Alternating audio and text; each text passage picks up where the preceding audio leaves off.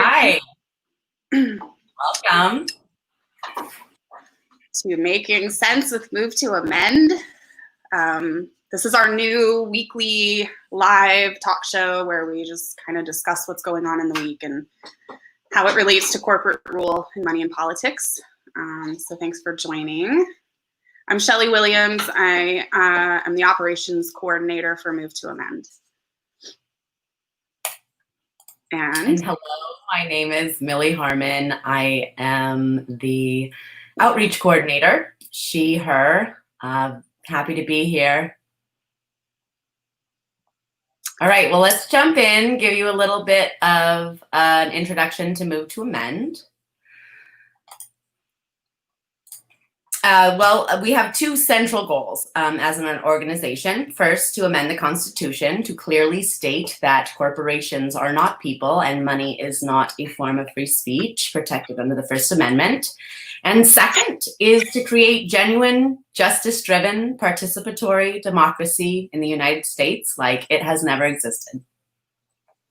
And I want to sort of underline that Move to Amend does not believe that democracy is just an act of voting or even getting involved.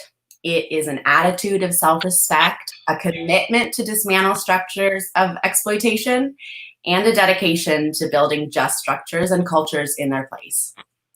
We solidly believe that to build a real democracy, we must recognize that the structures of violence that we have been fighting have harmed and targeted some groups much more than others. So with that, we're gonna dive in. We've got a full plate of things to discuss.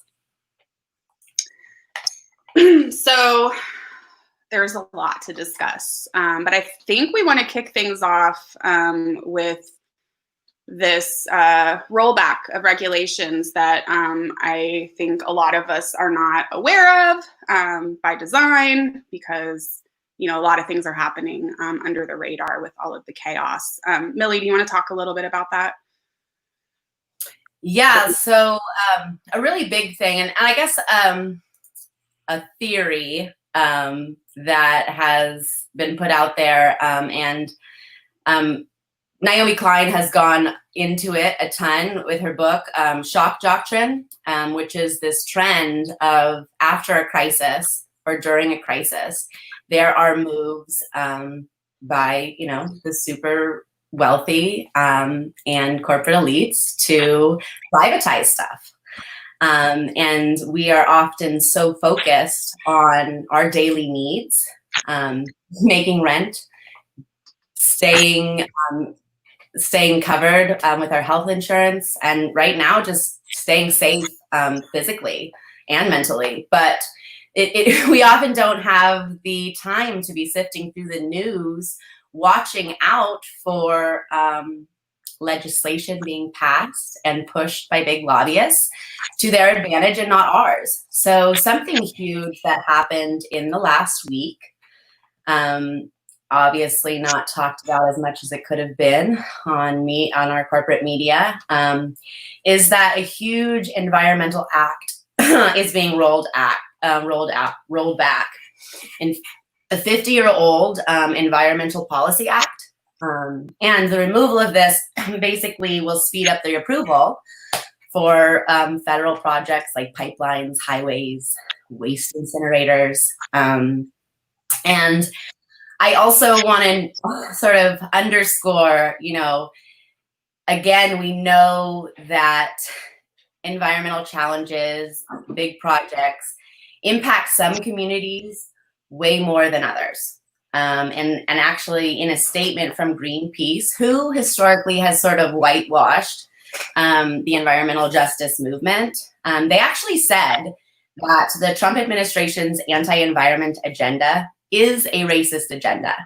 And dismantling NEPA is a blatant attempt to silence the working class communities of color who are resisting the expansion of fossil fuel infrastructure into their communities.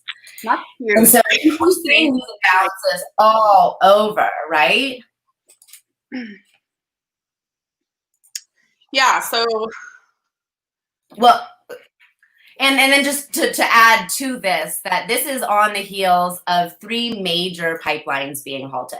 So they plowed down this 50-year-old environmental act right after people's movements actually started putting pressure. 3 major oil and gas pipelines were halted, 2 by court decisions and 1 by economic pressures. And this definitely represents success for Indigenous and environmental activists.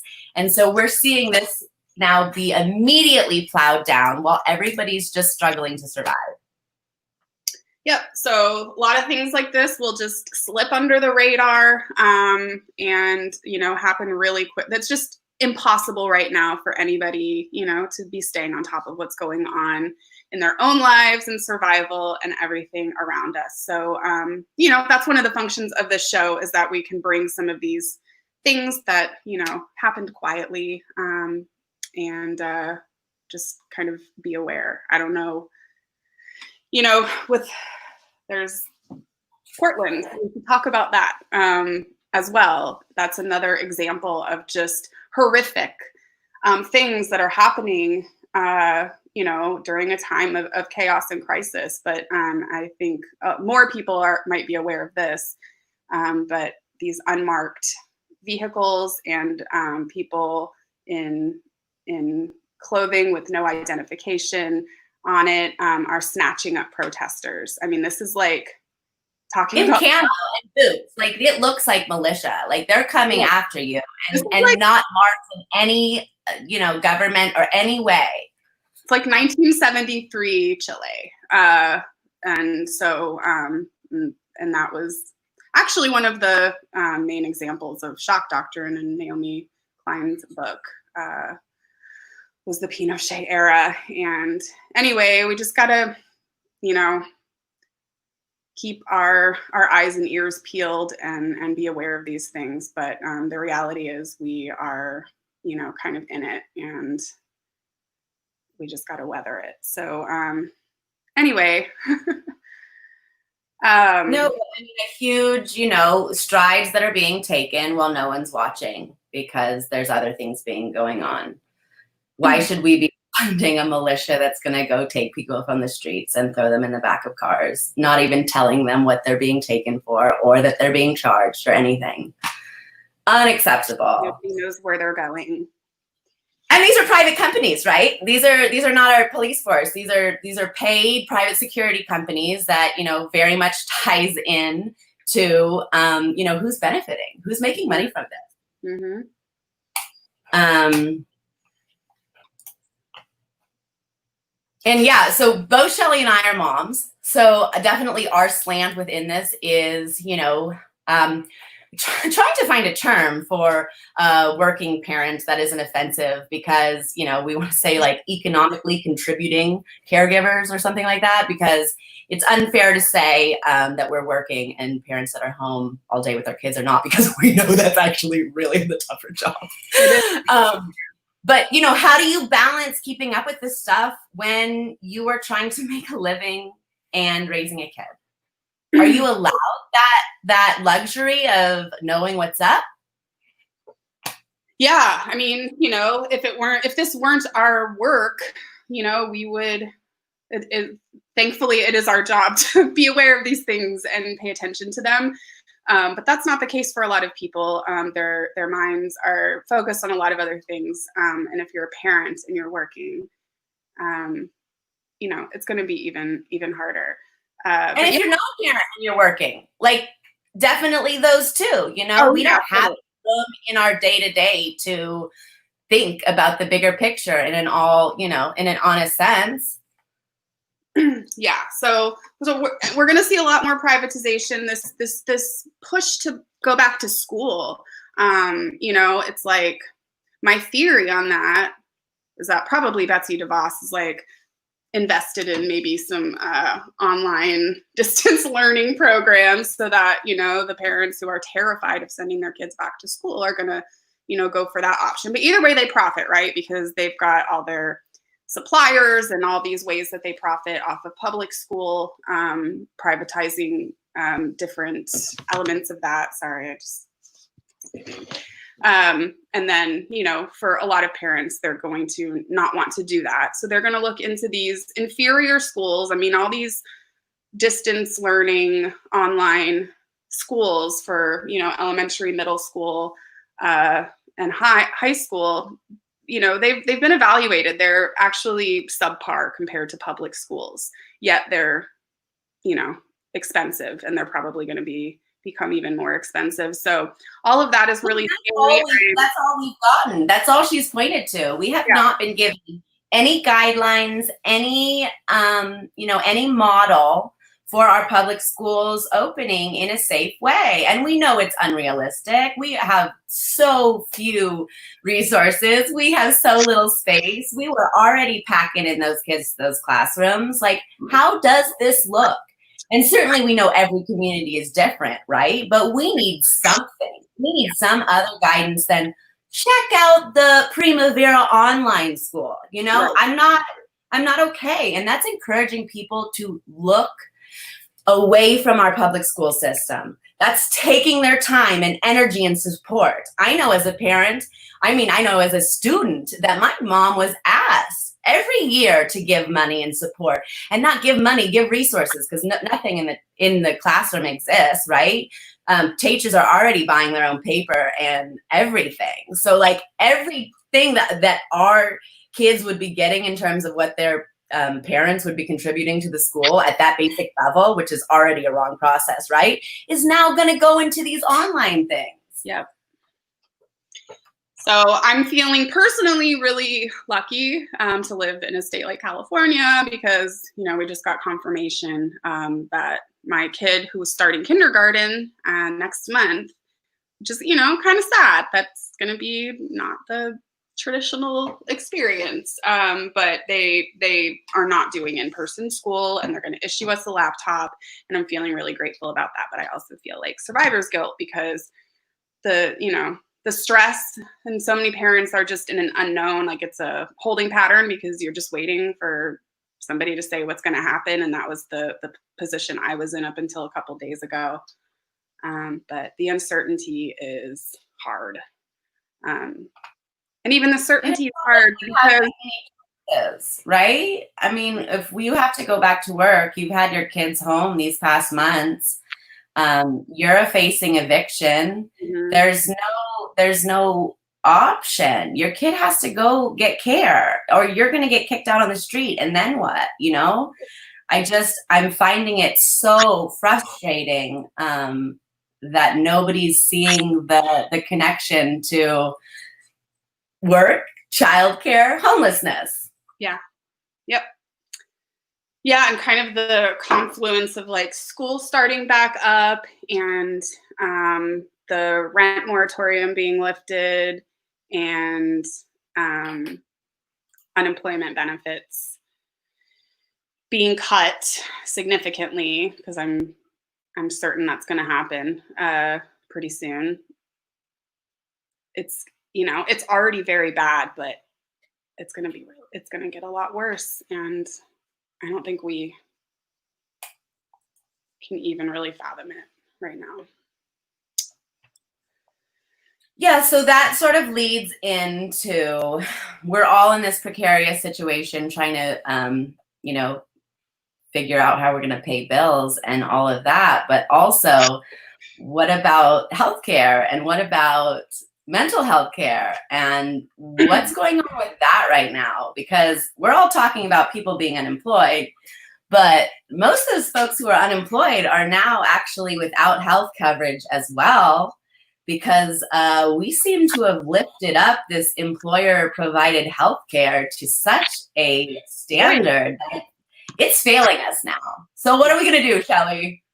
I don't know. It's, that is a very infuriating aspect of this, because it just wasn't that long ago, the conversation around healthcare was so different. It was kind of, that we were taking away choices by, having a single payer system.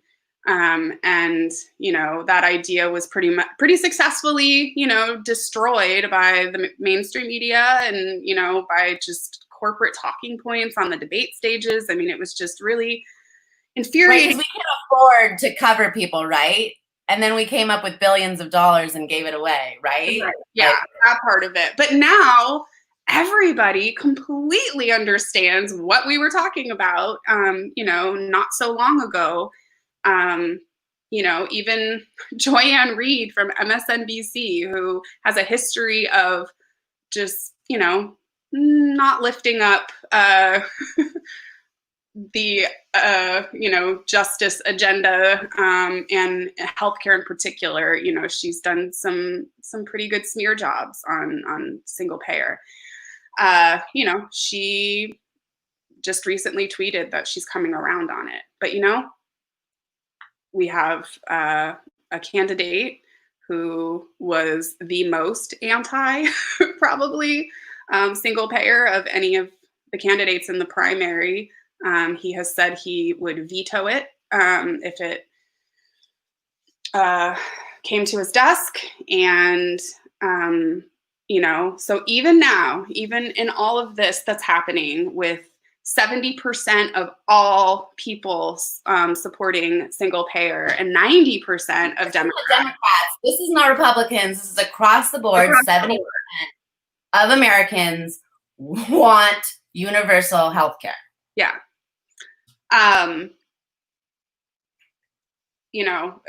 So everybody agrees. Everybody knows we need it. We don't really have anybody representing that will. So what are we gonna do?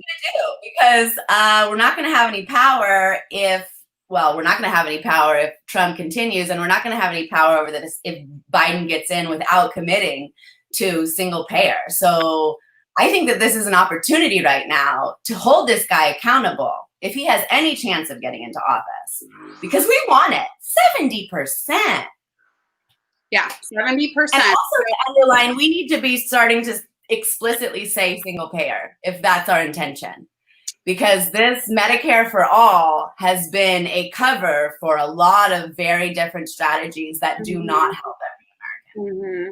So what was interesting was like some of the exit polling that they did from Super Tuesday and South Carolina was that a lot of the people who voted for Biden also supported single payer, also wanted single payer. And I think I also saw statistics or polling, exit polling, that showed they thought that Biden also supported that too.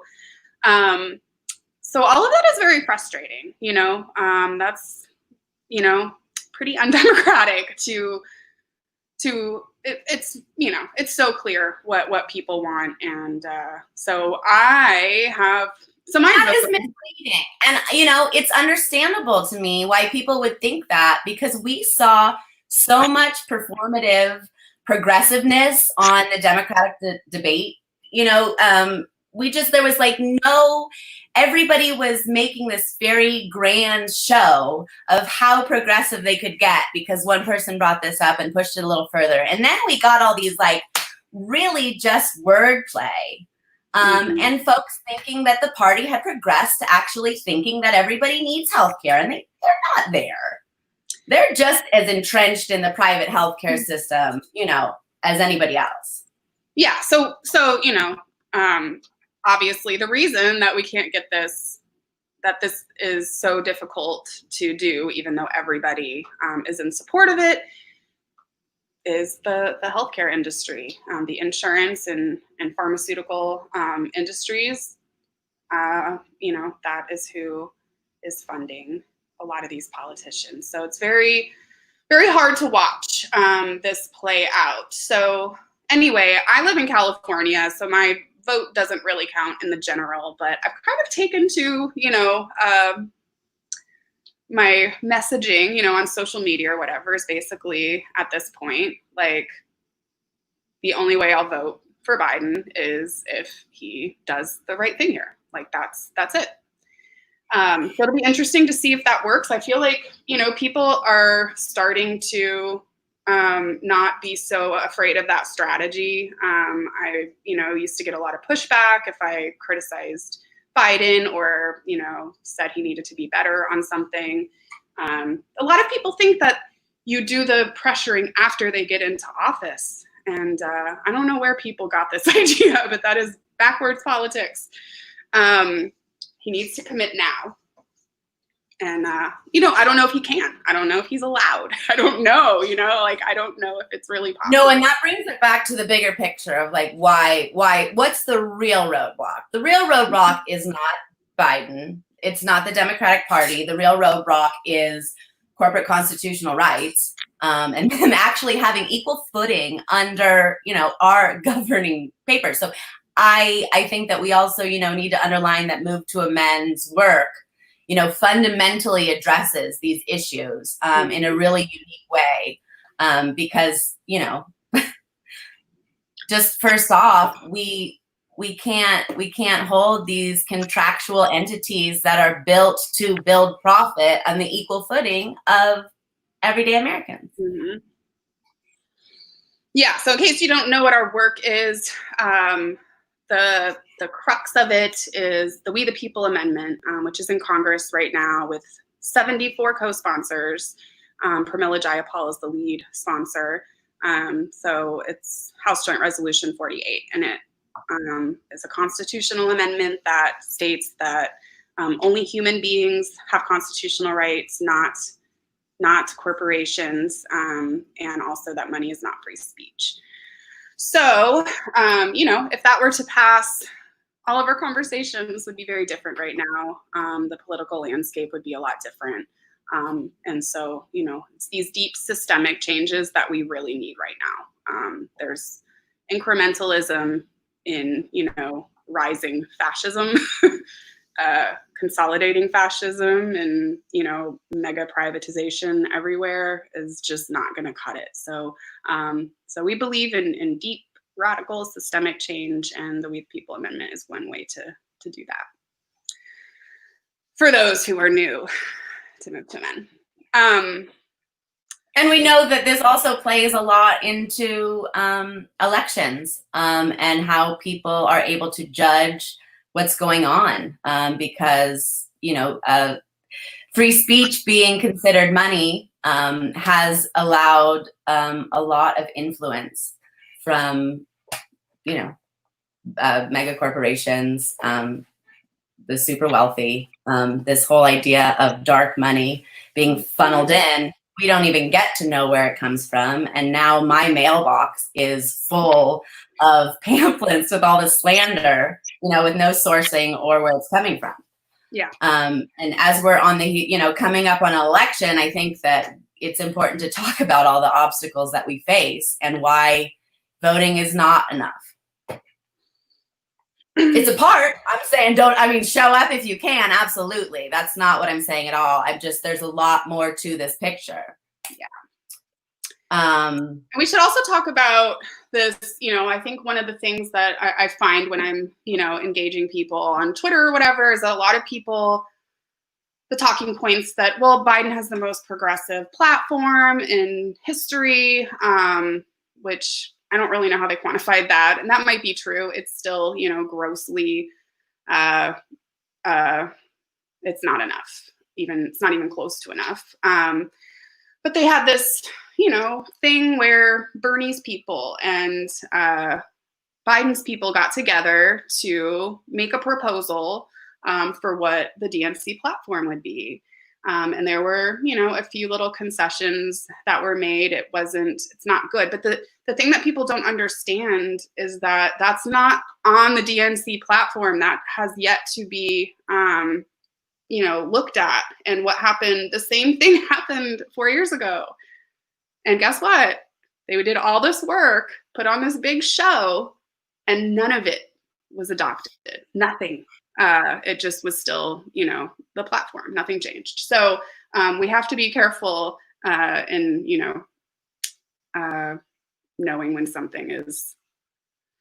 You have to be careful in every show reads us, right? Because these pictures and these stories of, people getting together and singing Kumbaya is bullshit. Yeah. They're not getting down with the demands of the people, with the actual progressive things that will make change. They are getting on camera to get more support. Yep. And then, another interesting thing is that one of the concessions that Biden offered in terms of healthcare was to roll back the age from 65 to 60, which is like, obviously, I don't even know how you could call that a concession. But what's interesting is that's actually what Hillary Clinton's, that's what she ran on in 2016. So he's not doing, that wasn't progress. That was a bad idea. That 4 years ago Hillary ran on. It wasn't, that's not really anything. So all of these, yeah. So anyway, that's what I'm doing right now. I am not vote shaming in any direction. And I think everybody, should do what feels right to them. But I am going to withhold my vote until 90% of the party and 70% of all people's voices are heard. Hey, 5.5 million people losing health insurance is a lot of voices who obviously need coverage right now more than ever. Yeah, so this whole narrative that, about choice and, you're taking away our choices, but all of these people, had insurance and through no fault of their own and in concert with a whole bunch of other terrible things that are scary, are now uninsured in a pandemic and maybe don't know if they're going to be able to stay in their home and all of these things together. So, hey, and the roadblocks being set up for voters is really something special, especially poor voters. Florida did a really outstanding thing and has basically put in a poll tax, because now that they have allowed felons to vote, they're saying first you need to pay off all of your fines, which, is a ridiculous ask of most of America right now, but especially poor Black and brown communities. Let's be real. That's impossible. Yeah. That felt like such a win. And this is the kind, it's just gutting to think about how much it's going to cost to actually, enfranchise these folks again. Millions and millions and millions of dollars, and it all goes to the state. So I don't know.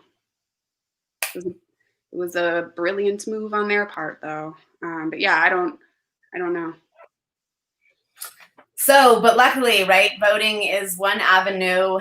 There are just a ton of direct actions going on right now. And we do want to sort of highlight one that did happen recently. If you wanted to talk about it, Shelly, the MPP demands of Congress. Oh, yeah. So obviously there's, direct action is where it's at right now. Obviously we've seen more fundamental, radical change in both policy and in the zeitgeist. And the movement for Black Lives being one of the largest protests in the U.S. history is pretty great. Is it not the largest? I heard it might be the largest. I mean, it's, obviously an incredibly powerful uprising. It still is, despite not, getting a lot of coverage anymore, because peaceful protests don't make the news. But there's still a lot of. Do not depend on social media to be telling you where actions are. This is very controlled by people who do not want you showing up at those actions. Please contact local groups doing stuff, find out what they're actually doing. Bodies are still in the streets, and you can join them, and if not with your body, in very many other ways of support. Yeah. Yeah. Social media corporations are shadow banning, are organizing. So just be aware of that. You're not everything that you put out there is not going to be seen by as many people as as other things might, and vice versa. You might not, things might not come on your radar. So just do be like in touch with your local organizations that are kind of leading what's going on in your community to stay apprised of what's going on.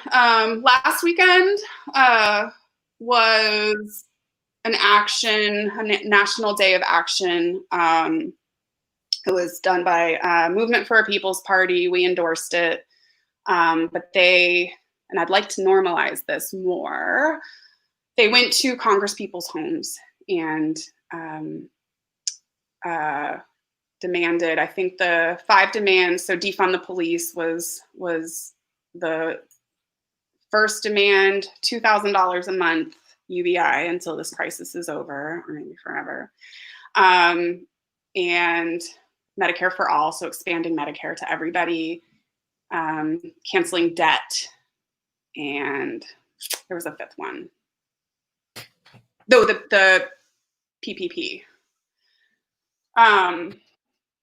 So that seemed like that went really well. And so they went to Congress people's homes, and I believe, I know in Ohio, they went to Sherrod Brown's house, and my understanding is that he like endorsed what they were doing.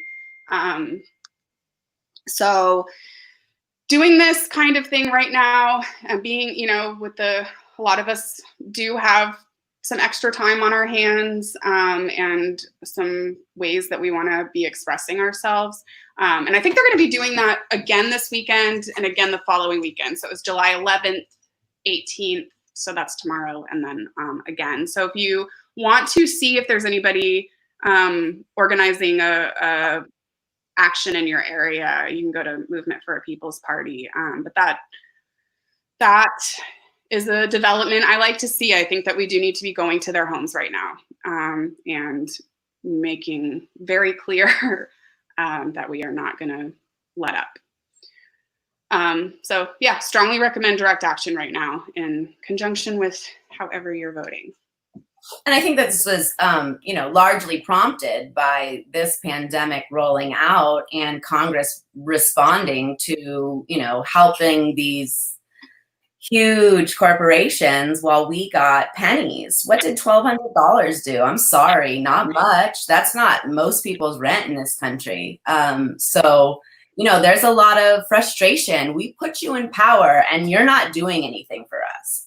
And when that happens, like we said, once someone's in office, you only have so much room to make demands, especially when the influence of lobbyists and wealth is so great.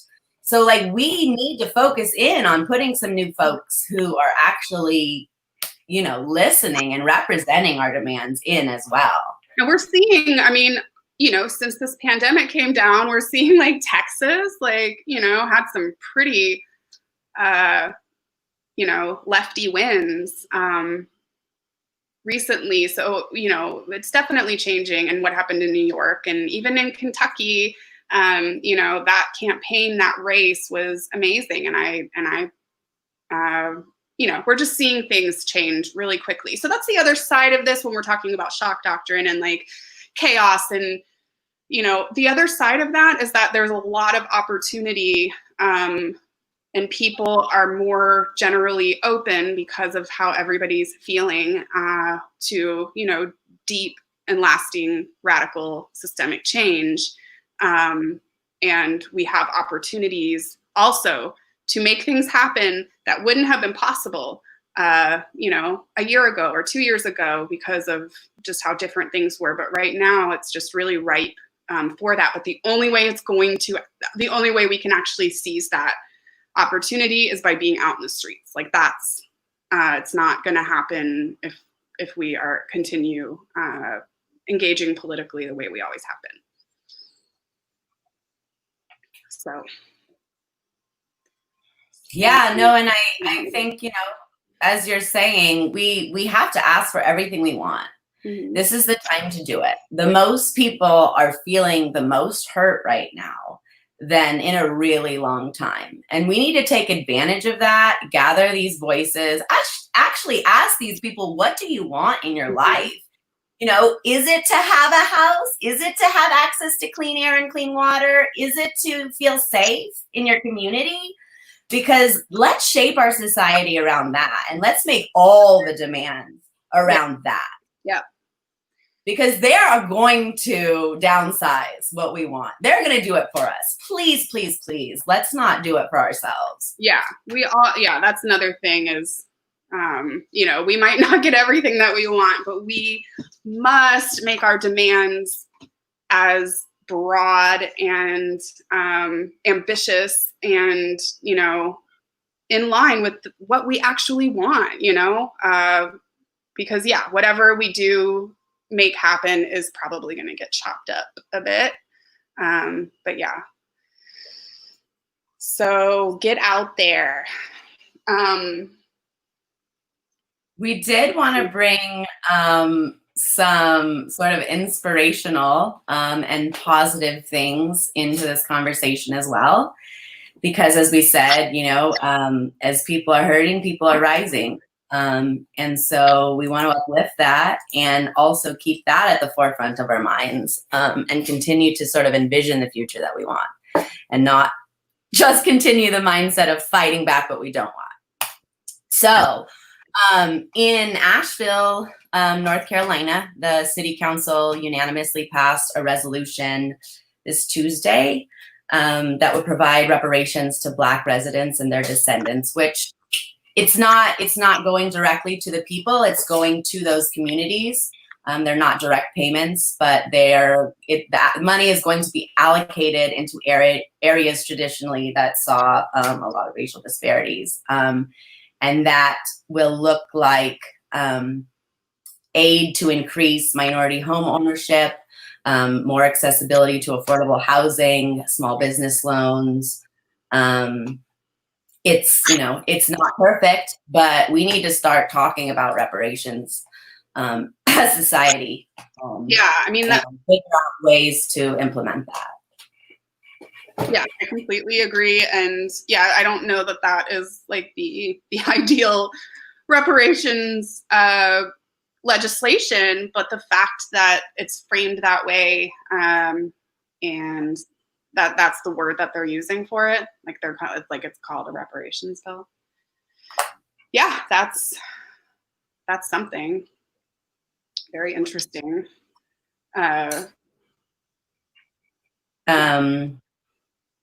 Yeah, another thing that has happened in the past week is the city of Berkeley, California, moved to eliminate police from conducting traffic stops, instead using unarmed civilian city workers. They also voted of cutting the police budget by 50%. And I sort of want to underline that it's great that we're seeing budgets of police departments being cut, but I want to see the reinvestment of that money in communities, and I want to see exactly where that money is going. Because it is one thing to take that money out of that budget. They're going to move some words around, and it's going to end up in the volunteer police. It's not, we need to be very specific when we ask to defund that money's going into the community in ways that will help us, So that's the note on that, but yay, let's get the guns out of the, ticket cops' hands. Yeah, I mean, yeah, exactly.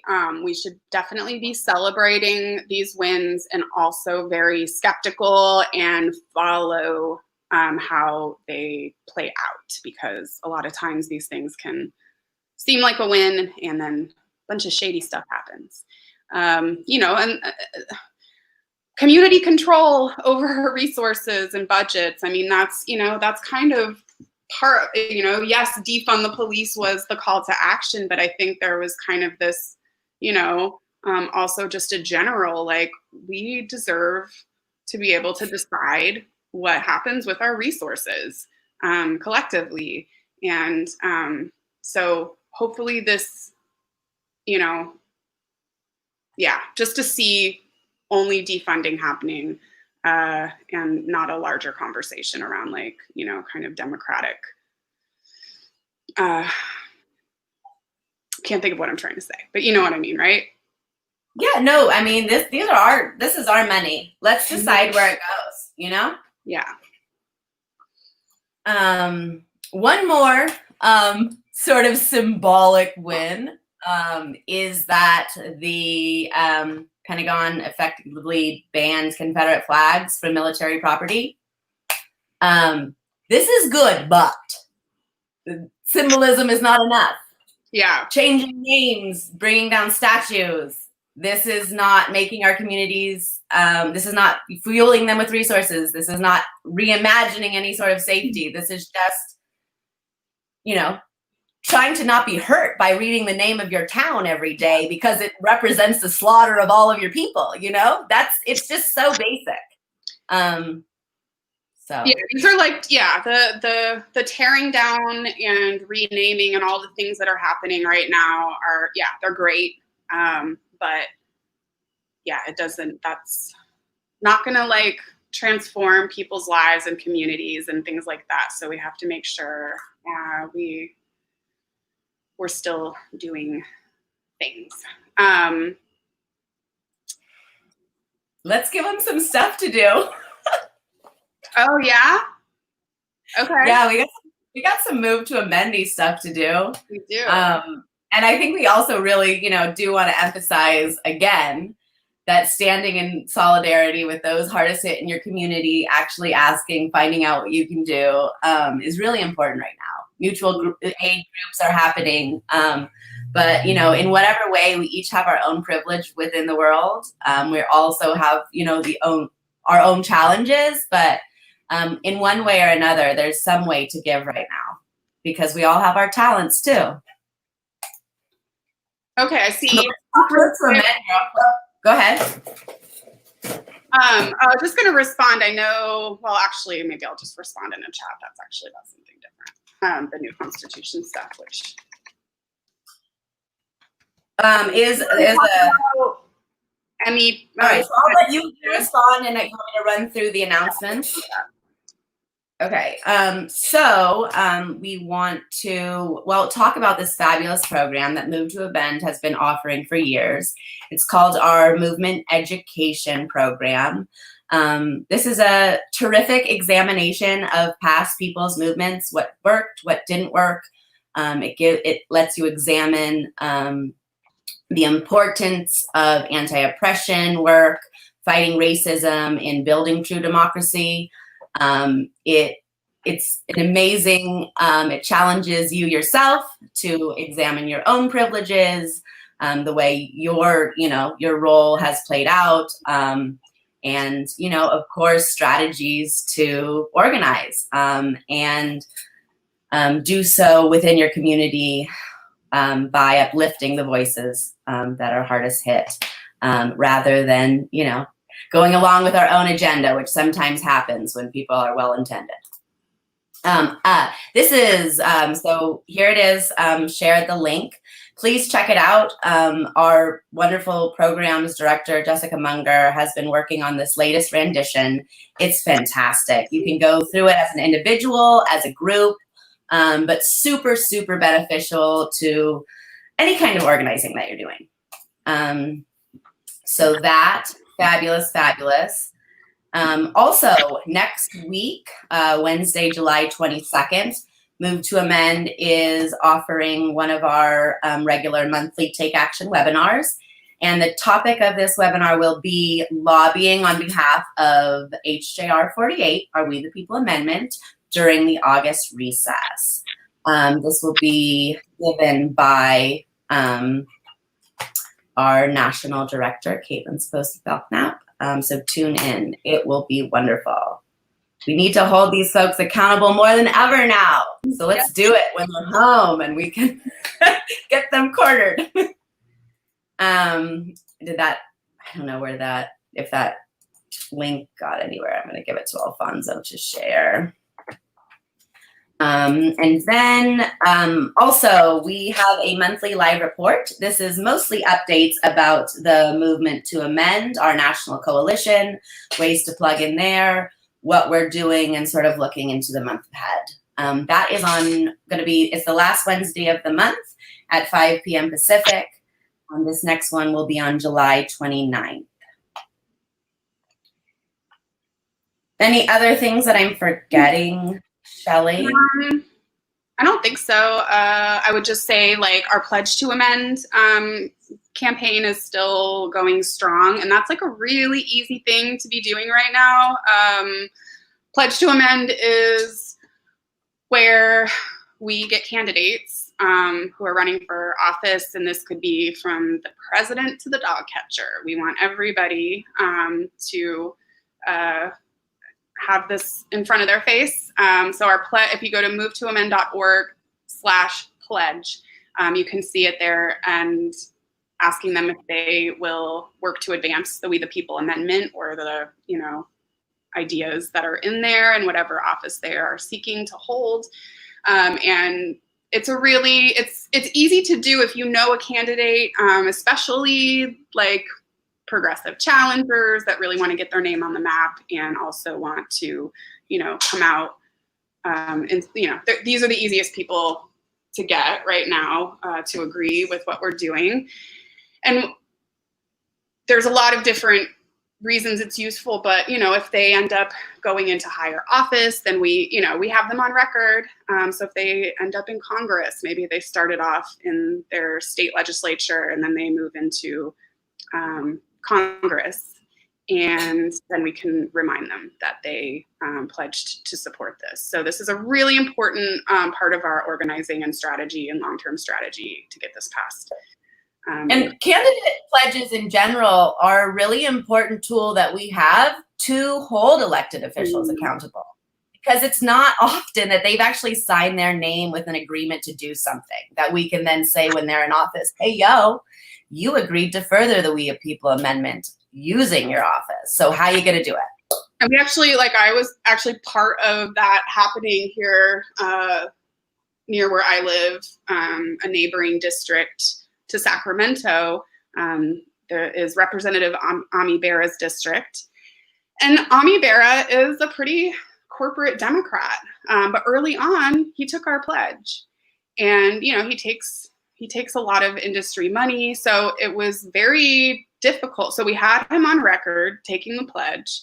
And it required some persistence and multiple meetings and showing up at his events and bird dogging him, which is when you put them, ask them the difficult question in front of a room full of people so that they, so all of these things ended up, then we had a direct action. We had a rally out in front of his office, and we had people from the front lines of different things that are going on locally, healthcare, housing, and everybody spoke about how this amendment, tied into the issues that they're working on, and gave them a, platform to talk about what they were doing. And, we made some noise and we got him to sign on. And this was somebody who, I didn't even know if all these things were actually going to work, because when they take this money and they're so entrenched, it is very hard. They will piss people off who are giving them money if they, get to whatever. So it was a big win that we got him to sign on. But yeah, it took all of those things. It took the pledge, it took bird dogging, and it took multiple lobbying meetings, and it took direct action and having a rally in front of his place. But that was that was a huge learning experience and really empowering to see that persistence, did pay off in somebody who was a very unlikely person to sign on did. But when they signed, at the time that he signed the pledge was when he was trying, when they're trying to get their name out there, they'll do different things to, and then once they're in there, then they get comfortable and they start taking all that money and, oftentimes change quite a bit. So yeah, we got it. And so everybody can do that. It's not hard. But yeah, if you know any candidates who are running, get that pledge in front of them. movetoamend.org/pledge. And in a lot of cases, the especially lesser known candidates are going to be really excited. And then they get featured on our website too. So that's exposure for them. So, and we're at 122 pledges right now. So our goal is 600. So we need to catch up for 2020. Yeah, and I would sort of also add to that, another way that we get elected officials and candidates on the hook is because we present them with long lists of petition signers. So if you have not yet signed our petition, it's the motion to amend. And again, you're clearly giving support to ending corporate constitutional rights and money being a form of free speech. I will going to share that link. We also have a text to sign link. Feel free to share this widely. It's important so people know, this is what your constituents want. Yeah. So if you sign this petition, yes, you will start getting emails from us. But guess what? I write most of them, so it's like good. So you can just imagine it's me. It's not some like faceless org. And also, if we ever were, having your name on the petition means, your senator, your representative is going to know, if we ever get to a point where we can get in front of them, that you're as a constituent that you want them to do this. So it's a lot more than just getting you on our mailing list, but we do want you on our mailing list too. Yeah, and you can unsubscribe. If you want to just show your support in the petition, you can track us on our website, social media to get updated. I know all of our inboxes are like these little black holes that just spit out spam. Mm-hmm. Yeah. And then I am going to also underline, all of us that Move to Amend right now are actually on financial furlough, working because we believe that this is the fundamental change that we need. Actually, a lot of us came into this work from a volunteer position, have spent many volunteer hours over the years anyway. But I also want to, say we need to continue to do this work.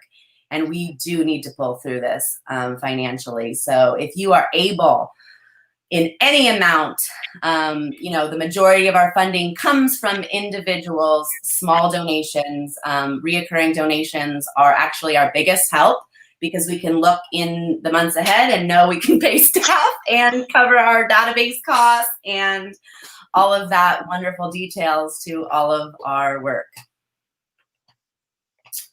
All righty. Well, I think we have some time. Were there questions? I don't know how to look at the questions. I think they'll pop up. So if anyone has any questions.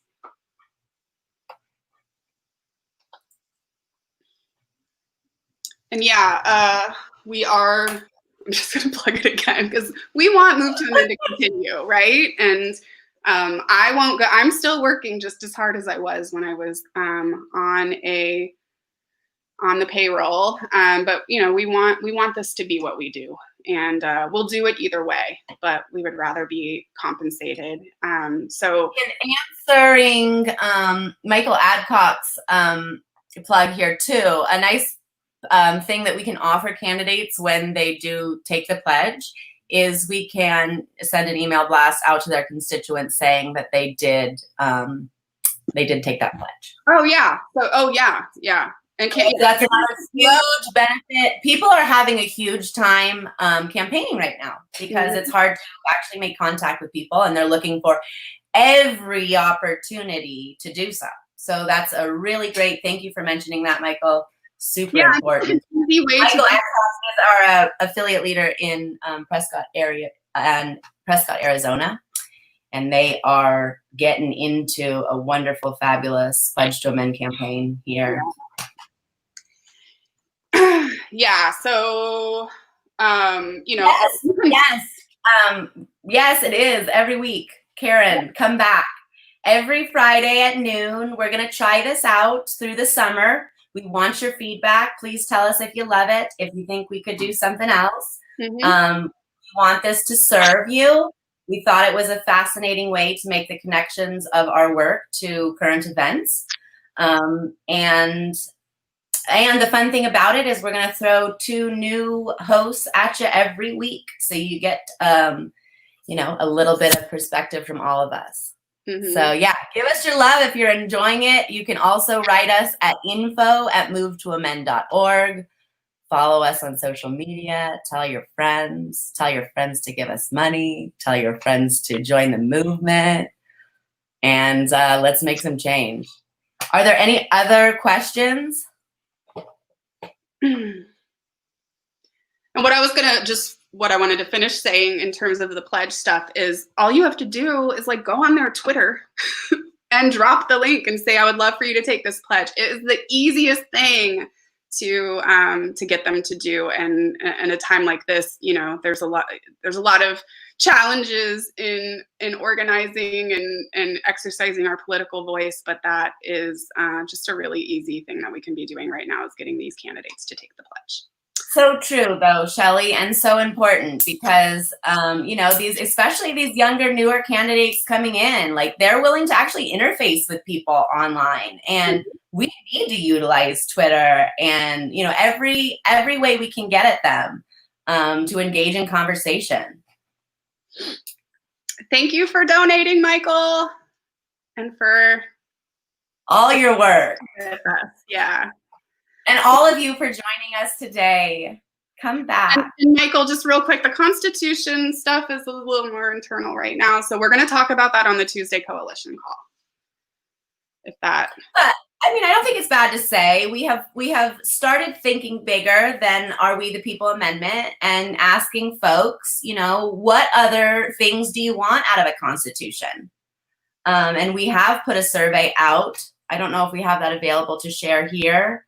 Well, we can send it out, but I think that survey is kind of over, and we're probably going to do another one. We're going to do follow-up surveys, and stay tuned.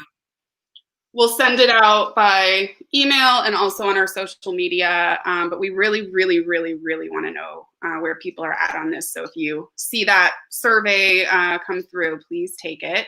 But yeah, we will analyze the results of the last one. We have a data scientist, the wife of one of our staff members, Jessica, our program director. So we'll have a data scientist who's going to, I think we had like almost 1,000 respondents. So there's a lot of good information in there. And so we'll talk about that on Tuesday. I hope you join us.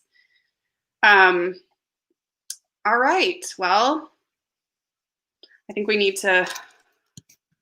And we'll be continuing to respond to folks' comments as they come in. So just because we're popping off now doesn't mean we won't keep interacting with you that way. Right. And again, info@movetoamend.org. We want to hear your feedback. This was Shelly Williams, our operations director. My name's Millie Harmon. I am the outreach coordinator. I'm also a coordinator, not a director. Well, maybe I just promoted you. We love you all. See you soon. Thank you so much.